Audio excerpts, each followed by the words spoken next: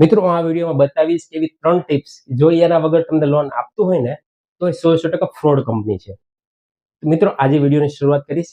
આજકાલ ઘણા લોકોને પૈસાની જરૂર હોય છે અને એવા લોકો પણ ખાસ ભરવાતા હોય છે કે 10,000 કે 15,000 ની લોન લઈને તમારે એના બદલામાં 50,000 કે 60,000 ચૂકવવા પડે છે અને તમે ના ચૂકવો તો શું કરે છે એ પણ હું વાત કરીશ આ વિડીયોમાં.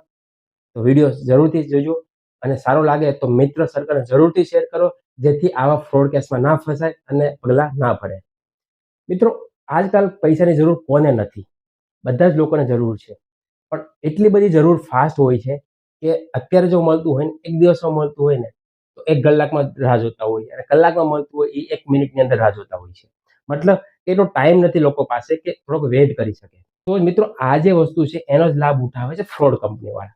ફ્રોડ કંપનીવાળા મતલબ એવું જરૂર નથી કે બધી જ કંપની ફ્રોડ છે, પણ ઘણી બધી એવી કંપની ફ્રોડ છે જે લાલચ આપે છે અને તમે જાળમાં ફસાવશો.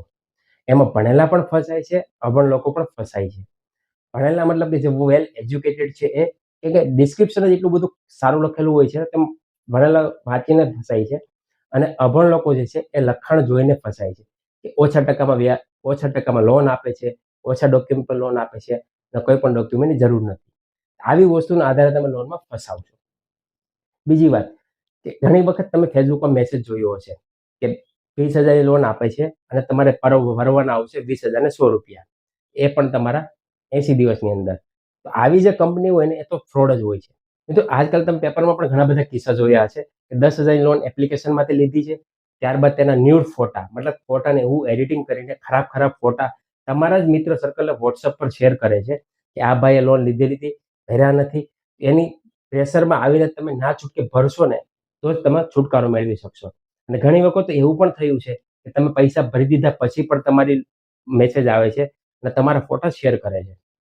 આ જે કંપની હોય ને એ લોન સિબિલમાં નથી જનરેટ કરતી, મતલબ કે એવી જે લોનના રેકોર્ડ હોય ને સિબિલમાં નથી જનરેટ કરતા. એ જે કંપની છે ને એ લીગલ તો છે નહીં, એટલે સિબિલમાં તો રિપોર્ટ કરી નથી શકવાની, પણ તમારા જે ફોટા છે ને એનો જ ઉપયોગ કરીને તમારા જ મિત્ર સર્કલને શેર કરશે અને એના પ્રેશરમાં આવીને તમે ના છૂટકે ભરશો.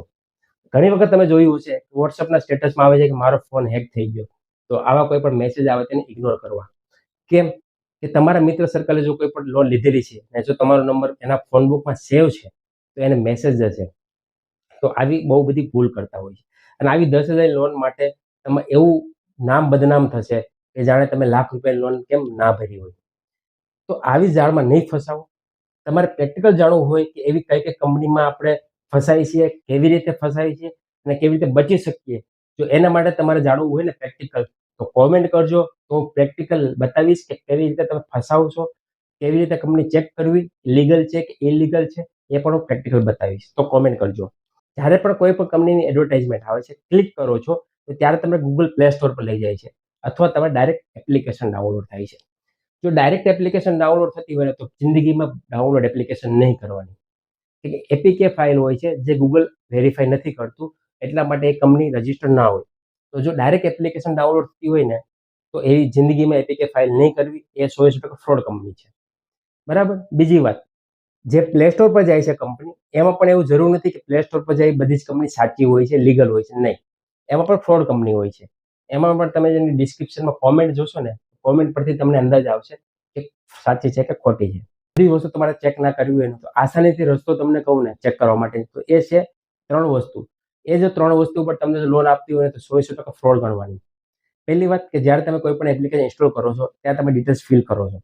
ડિટેલ્સ ભર્યા પછી તમારું આધાર લોન એપ્રુવડ આવી જાય છે, ત્યારબાદ અથવા તેની વચ્ચે આધાર કાર્ડના ઓટીપી વગર જો તમે લોન આપતું હોય ને તો પણ એક ચાન્સીસ છે કે ત્યાં ફ્રોડ થવાના. કે આધાર કાર્ડના ઓટીપી ક્યારે લઈ શકે કે જે કંપની પાસે ડેટાબેઝ હોય, લીગલ રજિસ્ટર થયેલી હોય તો આધાર કાર્ડનો ઓટીપી પહેલી વાત. બીજું કે તમારા સિબિલ સ્કોર ચેક કર્યા વગર જો તમને લોન આપતી હોય તો 2. એટલે ત્રીજું કે જ્યારે તમે લોન ફાઇનલ એપ્રુવલ આવે છે, સેન્કશન લેટર આવે છે, ત્યારબાદ તમારે ડિસબર્સમેન્ટ વખતે ત્યારે તમારે ઈસીએસ મેનેજ કરવાનો હોય છે એટીએમ કાર્ડથી અથવા ઇન્ટરનેટ બેન્કિંગથી. એ પણ જો ના કરતું હોય ને તો આ 3 વસ્તુ ના હોય તો 100% ફ્રોડ કંપની સમજવી.